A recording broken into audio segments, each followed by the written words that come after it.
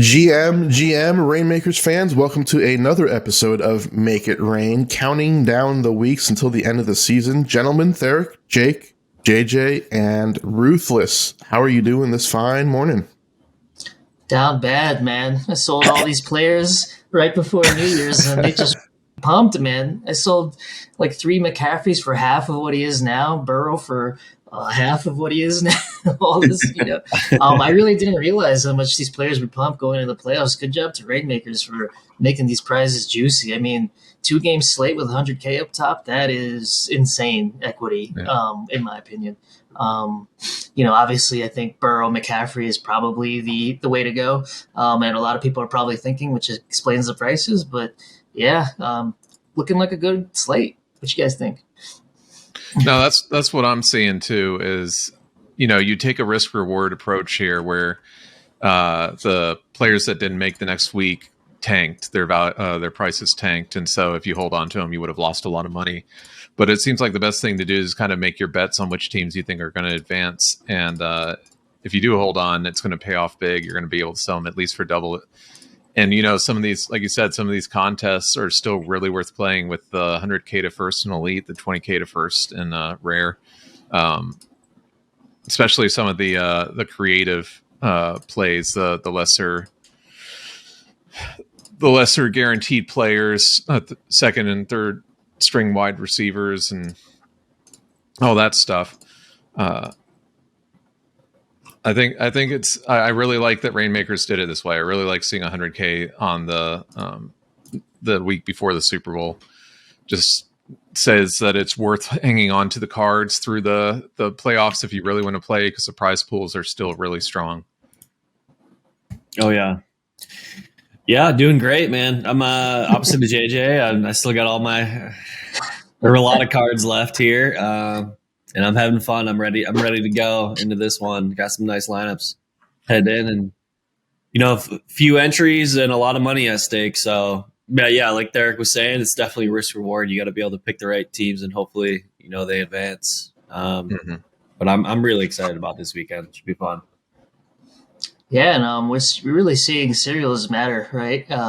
People paying 2x premium on Burrow for number 3, $1,600. Floors like with $900. Same thing with a lot of these other players. So should be a good one. How you feeling, Ruth? I think you're muted. Quick mute, and then my mouse just jutted over to the other side. But so I'm in an interesting spot because I've had Burrow and I ripped T Higgins in my Genesis Elite packs from the start. So I've literally just been riding the Burrow T Higgins stack all year. I have a rare chase and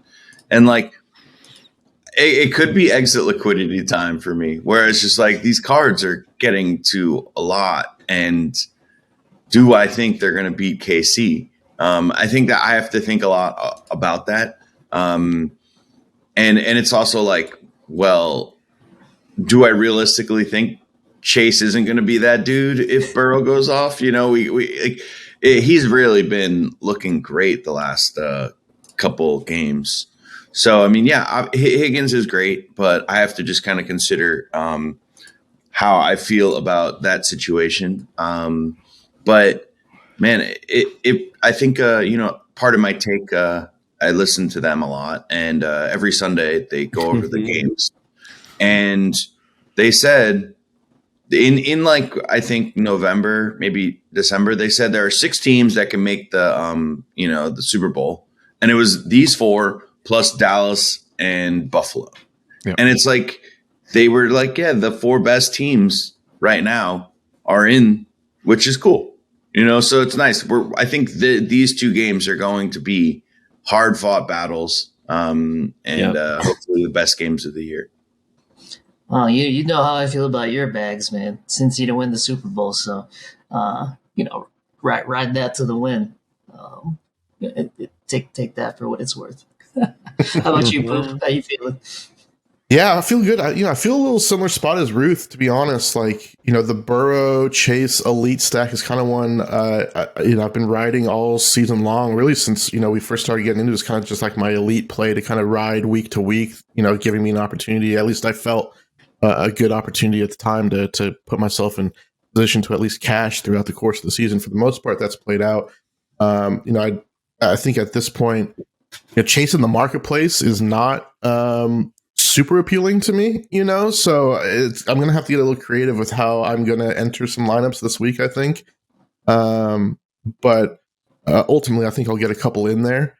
But, I think, the Burrow, Chase, and Barkley, trio that, it really paid off its value, I would say, throughout the course of the season to get to the point now where, I'm really forced to make a tough decision in terms of if I want to sell off into the marketplace or and take advantage of these nice prices, or see if I can piece something together to actually be competitive into this week's slate. So that's kind of where I'm at right now. I'm still a little bit in between. I need to dig into it a little bit more, to be honest, but maybe I'll have some answers coming my way by the end of this show. So we'll see. But that's kind of where I'm at. But feel good overall. I think right in line with you guys. Really happy to see, to be honest, coming into this morning's show, I thought I could have sworn it was just going to be some showdowns. So pleasantly surprised to see a full slate of games and some nice payouts for the full slate and them holding up their end of the bargain there. So excited to see how it turns out. And it should be a really nice slate of games, as we'll talk about here into the show. Yeah, man, that brings up a good point that I wanted to talk about, actually. Do you guys think the way that they structured these prize pools, like, do you like them, or do you think they should have done something differently? Maybe only done the two showdowns, like Poops was saying, or maybe allocated the prize pools differently, like the vast majority of the money is going in that 2-gamer contest versus the showdowns, which are only about $25K in each tier. Yep. Man, I love it. Especially, as we kind of figured out earlier in the season, cereals really, really matter.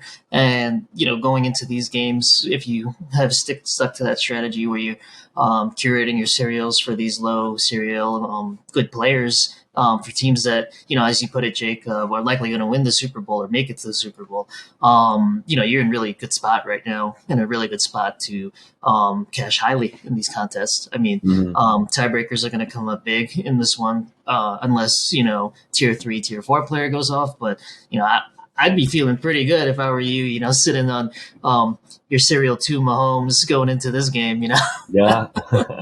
Just play the chalk, right?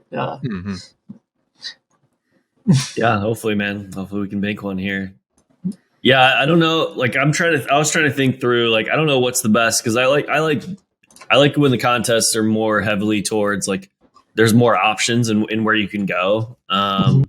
Like a 2-gamer with 2 teams. Well, obviously you have 2 teams of player pools, or a showdown where there's a captain spot that makes it different, where you have to choose the right captain, right? But there's only 4 player cards and not 5 player cards.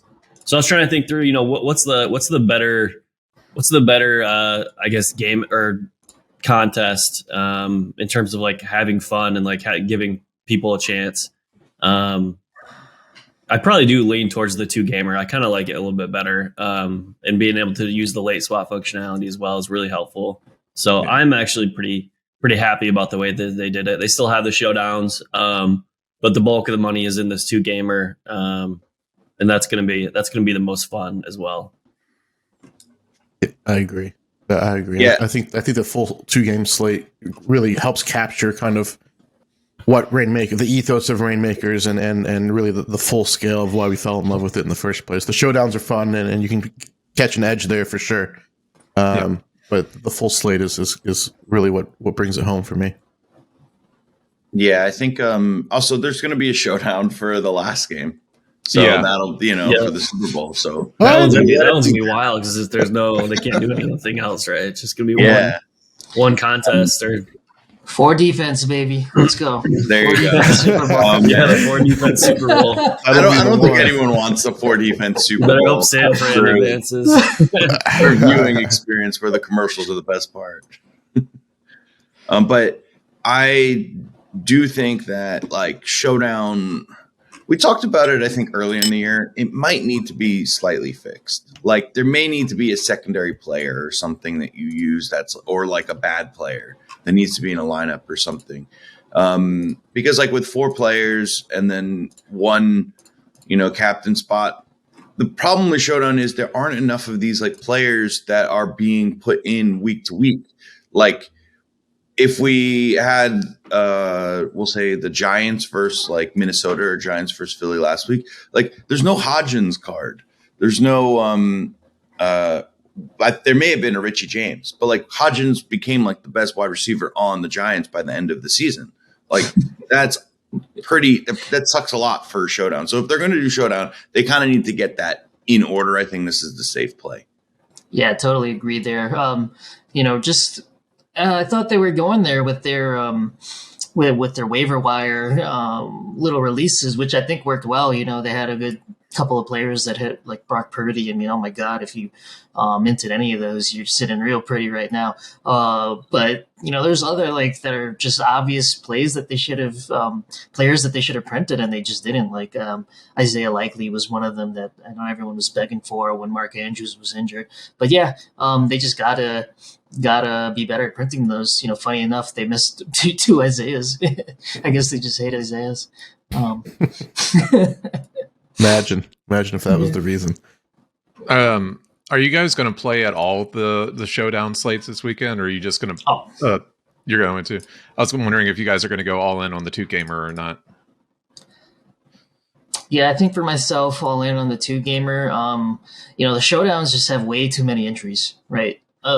700 entries at the rare tier for one of them, and let's see, at elite it's like 167, so not enough equity there in my opinion, just compared to the main contest, right? For 100k top prize for the elite, usually we see 3k entries towards this point in the season for the regular slate, and it's only 575. Probably finishes around 1100 or so, just because there's not you can't put that many players in there, right? It's not the full game slate where you have 11 teams to choose from, many combinations. In this one, there's only 4 quarterbacks you can realistically choose from, right? So bet there'll be a ton of dead entries too. People playing Chad Henne and whatnot just to get a lineup in, and maybe min cash, right? A lot of defenses, a lot of kickers. So I really like it. Really like this 2-gamer. Yeah, good stuff. I think, as we talk about a lot on the show, right, it's been a learning curve, I think, for us as players, and I'm sure as for DraftKings as pushing this product out. And little tweaks here and there have been nice and noticeable for sure, but hopefully this just kind of ramps up and molds into something that they can really unleash next season, and we see a lot of these product improvements take shape and see exactly where they can pick up where they left off this season. So, yeah. Sorry, Poop, I just wanted to mention, talk about what JJ was saying. I missed it. I did win a Showdown, like I think it was a rare. It was core. It was like Pollard, 2 defenses, and then like another like random defense or like wide receiver. Oh, actually, it was Alec Pierce.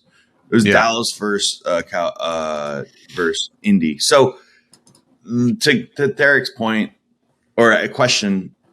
Yeah, I'm probably going to play the Showdown because it's not going to be the good players. It'll just be like what's left over, and then hope that it kind of just pans out. And occasionally it does. So, if you have something like that, some weird combination, you can be completely unique. That's true. Yep. One man's trash is another man's treasure. Exactly. I was muted. I was going to say, to that point, I can see the Showdowns being a little bit softer than maybe they normally are, right? Because people are playing their main cards in the high dollar contests. So, maybe if you want to get different in that way. Mm-hmm. And there's probably a chance that a lot of portfolios are thinned out right now, and a lot of the higher value cards and players are being played up into the full slate contest. So probably just a better chance of some lower quality lineups overall in the Showdown. All right, lots of great info there. Good look into how everyone's looking into playing this upcoming slate. Let's go ahead and take a look at the market snapshot for this week. We like to kind of see where we can find some value and just see some trends in the market. Theric, you want to go ahead and walk us through what you're seeing? Yeah. So the interesting thing for this week is how high players like Jamar Chase and Joe Burrow and basically the ones that are still in have spiked compared to last week. There's a lot more uncertainty, a lot more choices on who was going to make it and who did, and who was going to get knocked out. But now that we know the top 4 teams, and especially since we see the 100K to first 2 gamers as well, the prices for especially the non-superstar studs like Joe Burrow, Jamar Chase, Travis Kelce have really pumped hard this week versus last. The floor, we're still seeing it drop a little bit as teams get knocked out more and more. But it's interesting. It's something to think about, and we kind of talked about it earlier about taking your shots because these were nowhere near the prices that they were now a couple weeks ago because people weren't sure how far they were going to get in the playoffs. But it'll be the same next week too. I expect whichever 2 teams to make it to at least either stay in price or pump a little bit more, because I believe, correct me if I'm wrong, I guess it's 2 weeks from now, but I believe that the Super Bowl will have 100 or the same prize pool as all the other weeks. And with that being the case, and with the available pool of players being so small, I think that supply crunch is really going to pump the prices even more. So it might be a good thing for people that are confident that the Bengals are going to beat the Chiefs or that the Eagles are just going to slaughter the 49ers to sell off the teams that they think are going to lose, hold on to the winning ones. And I don't think we'll see much of a dip, especially if the prize pools stay the same. And we will probably see some people that really, really, really want to get that first place. And so we'll probably see some price pump as well. But as far as the market, nothing surprising on the floor, but it's really interesting to see how, I did not expect the prices to increase this much with only 2 games left, 1 game potentially for some of these players. Yeah, same thinking with you, Derek. And again, just want to reiterate, these low cereals are going for hefty premiums. I mean, you're seeing core sales in the hundreds, right? For these low cereals, and rares in the 200-300s, right? Yeah. Insane, just because, it makes sense. If your team wins this week, even if you don't bank this one, you have a good showdown cereal for the next week, right? And so as the lineup possibilities get compressed, it'll flow to these top players and the top cereals with them. So, yeah, it's good to see. I think Rainmakers really nailed this on their end. Man, I'm in such a tough spot. I'm just staring at these market snapshots because, I bought a Burrow for like 400 or whatever a long time ago. I do want to do a little victory lap on McKinnon because I remember on the spaces that I would always be like, McKinnon, he's going to do something. And then it would, nope. And then he just went on his run. But I have him, from like $80. I have 2 T Higgins. It's literally like I can just cash out like an easy 2K or something for elite. But man, if since he makes it to the finals, this is going to be like, do you think that Burrow will be like 1,500 or something, JJ? Like, where do you think? More.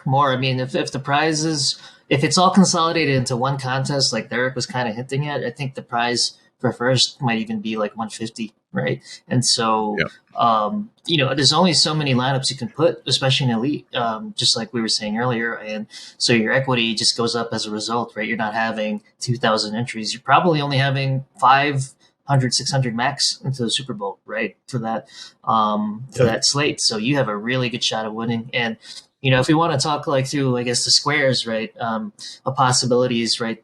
If Cincy makes it, and let's say 49ers make it, there's a clear, obvious build there, right? For chalk lineup. You just have Burrow, McCaffrey, Chase, and then fill out the rest, right?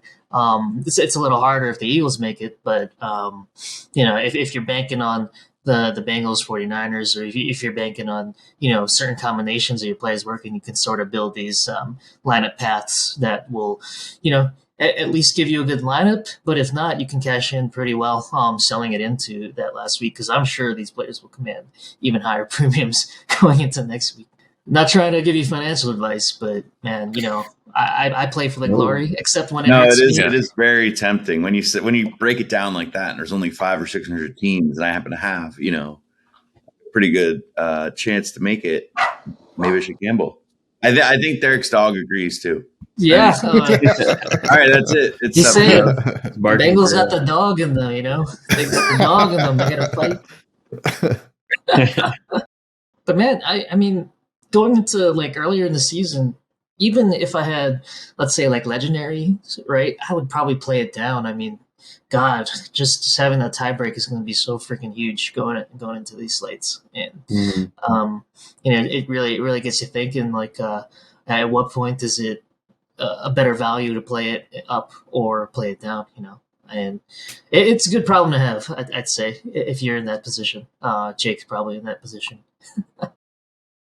Yeah, good stuff there. Is there anyone, even with the tighter slate, we're down to 2 games here. Is there anyone in the marketplace that has caught your guys' eye as maybe even just a slight value that you think would be worth a good buy here into the end of the season? JJ, Jake, Derek, Ruthless, anyone?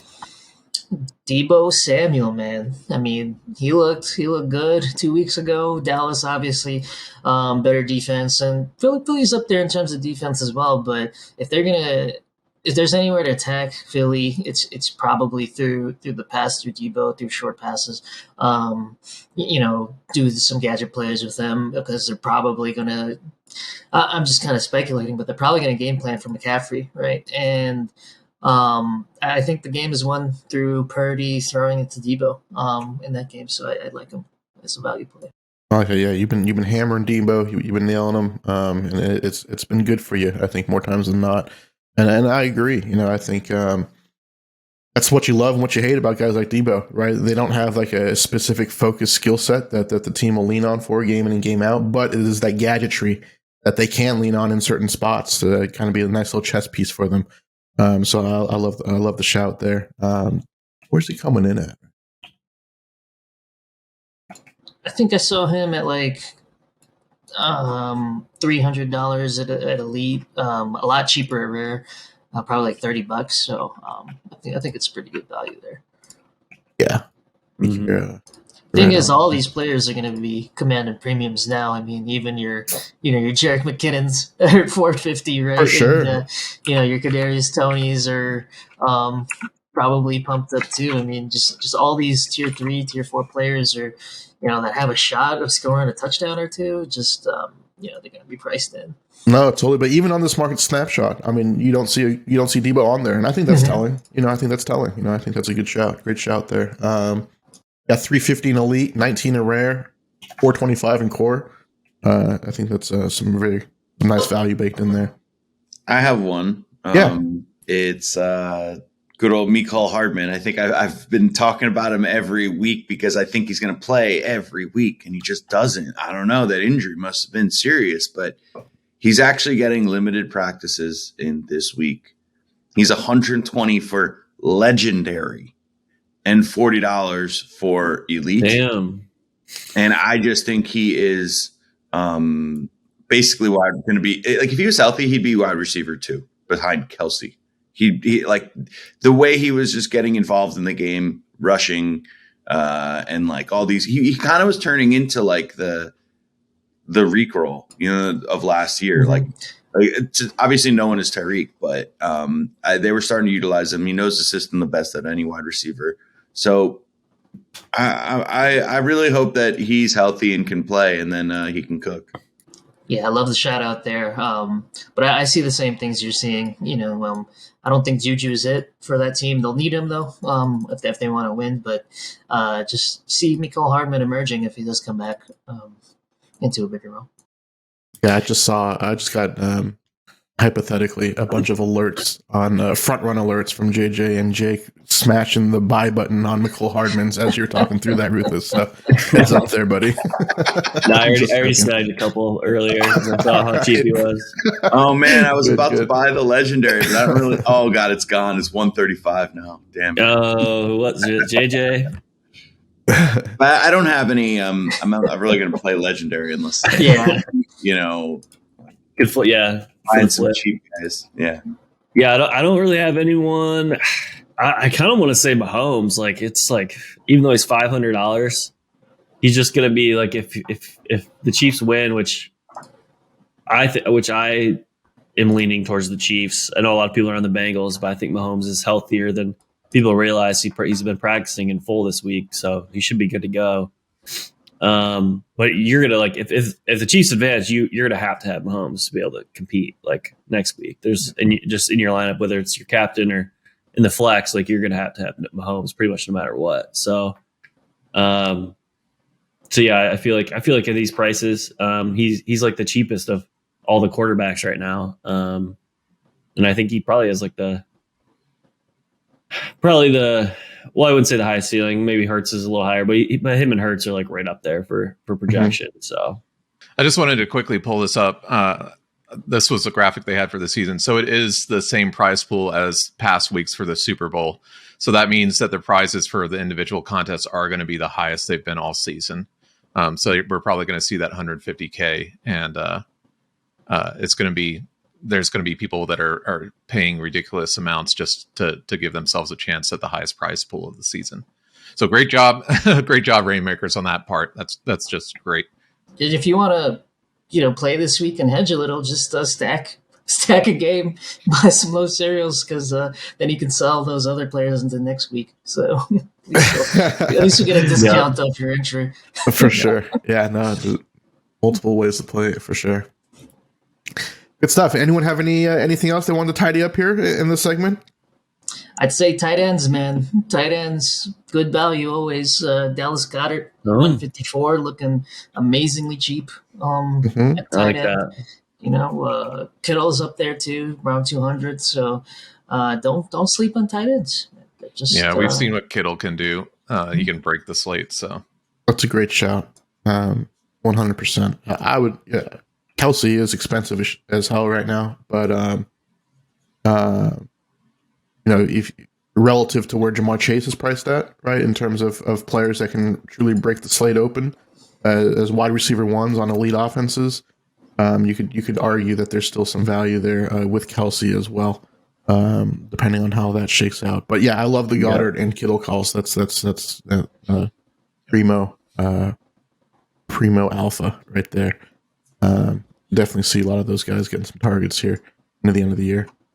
All right, Big Theric, thank you very much for taking a little walk through the marketplace with us and talking through it a little bit. Jake, as we like to do, let's take a look at these two games and let's see what Vegas is giving us and talk through how we kind of want to play it and see if there's any hidden plays out there that we are focused in on this week. Go ahead. Yes, sir. Vegas is favoring the Eagles and the Chiefs here slightly in both games. Super close spreads though. So that's awesome to see. We got a couple of great games hopefully on deck here on Sunday. 46.5 total in the first one with 49ers Eagles, and 48 total for Bengals and Chiefs. First look for me at these, like I think the total looks right for 49ers Eagles there. Both both have really good offense, but they also have very stacked defenses as well. So it's going to be a nice all around game from them, and I can see some defenses making some plays, the offense making plays as well. Bengals Chiefs, that total for me looked a little low at 48. I mean, these are two incredibly high powered offenses. Both these quarterbacks, can absolutely have a day. And any given Sunday here. So 48 looks a tad low for me. And I think that's going to be a game where a lot of people go towards later.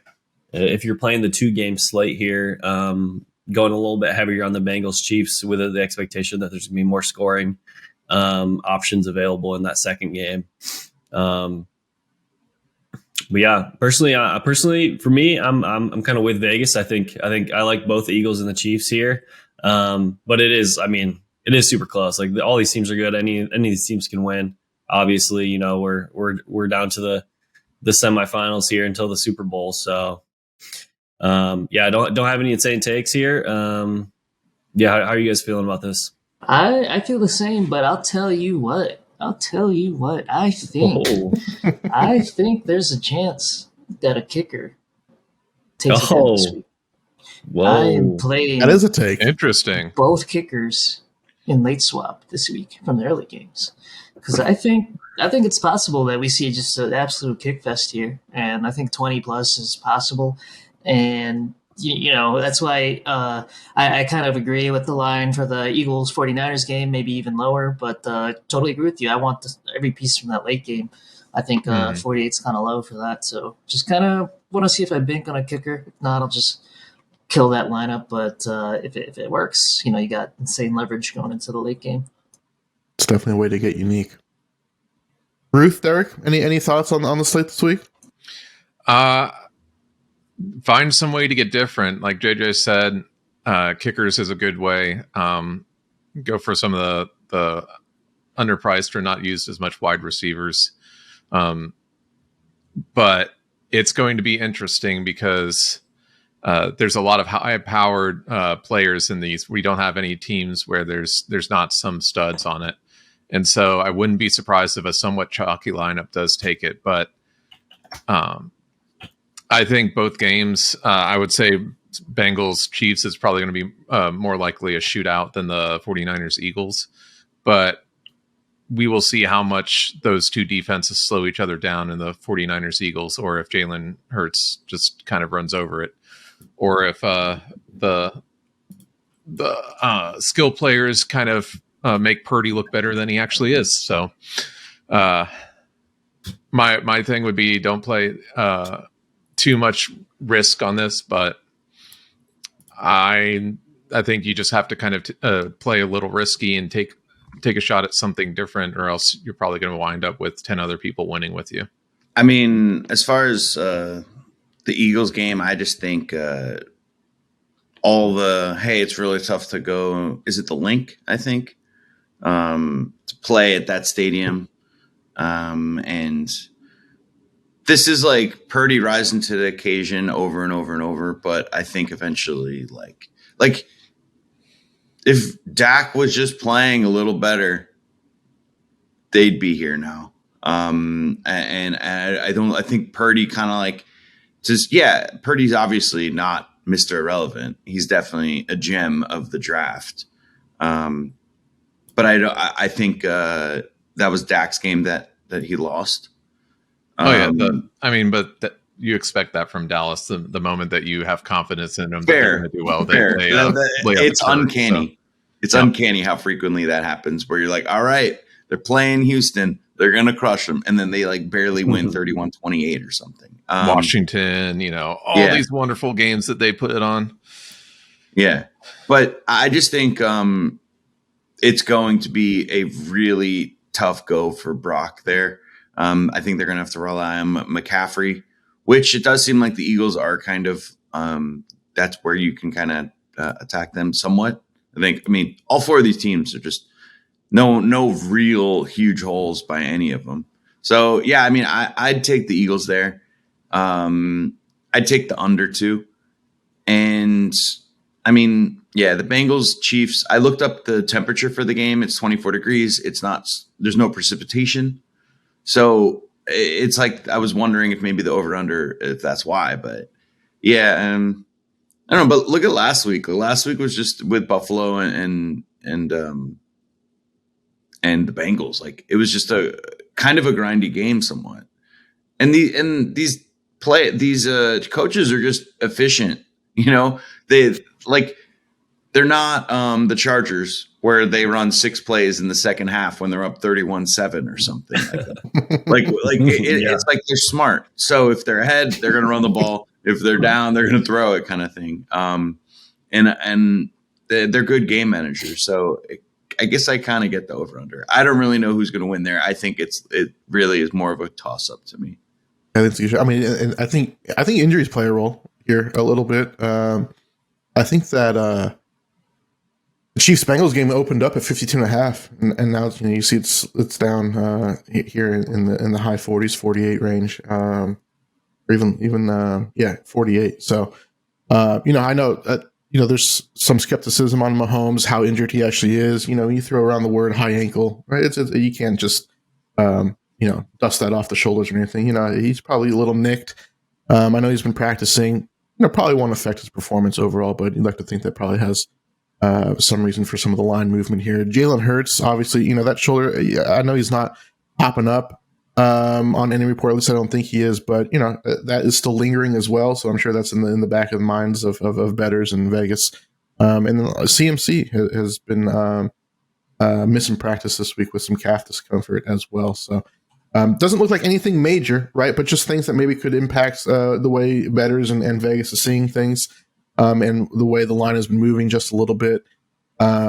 Overall, really excited for both these games, as I'm sure we all are. I think these are some premium matchups that when you get to this point in the season, this is kind of what you're looking for in these types of games. It's always nice to have the underdog wild card stories and stuff like that. But no, at this point in the season, you want to see the best of the best matchup, and I think we have them here. I'm actually going to go Eagles Bengals. I'll throw that out there. I think the Bengals will pull this out. I know we're talking about it a little bit pre-show. I just like what the Bengals do, man. I like the mocks they come with. It's not to take anything away from the Chiefs. They do seem to have the Chiefs number. They didn't flinch in Buffalo last week. And overall, I think outside of the quarterback position, which is, a very nominal difference, in my opinion, the team on paper is probably just a little bit better. So we'll see. We'll see how it shakes out here. I wouldn't be surprised either way. So I'll hedge by saying that. But yeah, I'll go ahead and throw out Eagles, Bengals in the Super Bowl, and we'll see how that plays out here. But fun stuff nonetheless. Poop holding my hand, just like the rest of the season. Let's get it, baby. With our Burrow Chase stacks, just gotta write it out, man. We're just like that. Got to do it. All right. Well, great stuff, everyone. We'll look forward to another exciting slate of games as we wrap up into the end of the season here. We will be off air next week. I think next week is Pro Bowl week for the NFL. And then we'll wrap it up for just a kind of a short close it out show into Super Bowl week. Just kind of reflect on the season that was, and obviously the fun we've had here on Make It Rain. So I think that'd be good for us to just kind of tie things up officially. But until then, we will make sure we get our lineups in, and good luck to everyone playing in this small, short slate. I know we're going to have to find some ways to get unique, but good luck out there. Let's go ahead and make it rain. And if you're looking for a Web3 community to join, think about popping on over to MVHQ. Our token access can be found on all your favorite marketplaces. And so go ahead and jump on in. All the conversation we have in there. Look forward to seeing you in there. Until next time, we will see you around. Good luck, everyone.